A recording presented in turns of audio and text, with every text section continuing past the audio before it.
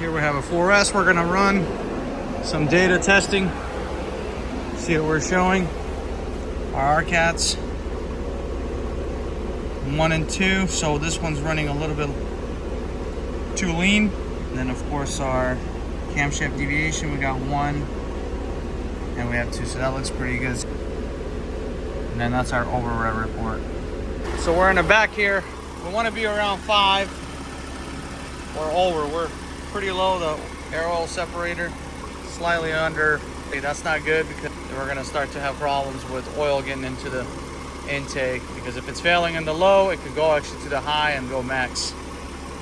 As far as the suspension is concerned, they put lowering springs, but they put these upside down and the bump stops are completely gone. So they're missing. Either the struts are not doing their job or they just broke due to the struts just failing. One still exists, but it's fully deteriorated.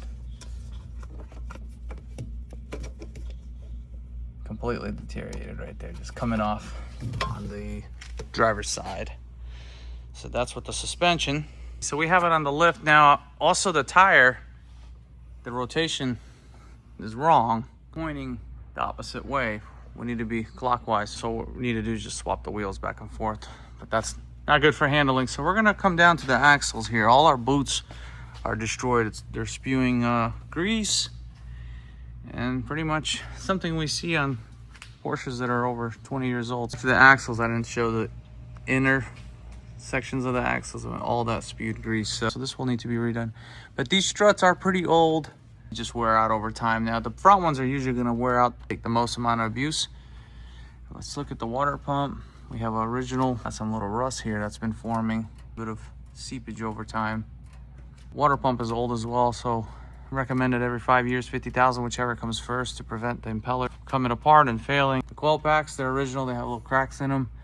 There's actually an updated coil pack version, the larger size. And then same thing on this side. And the shields are missing as well that cover the coil packs.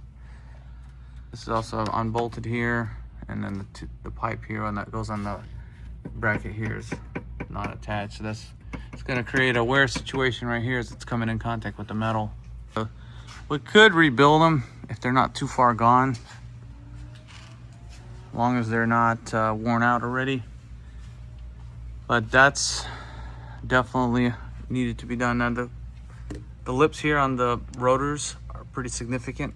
I would definitely consider replacing these rotors. They do have still some life on the pads. Looks like they went second time on the pads. Typically they need to be replaced every time you change the pads because they wear together. Same thing, pretty large lips here on the rotor. So that's something that would need to be addressed soon.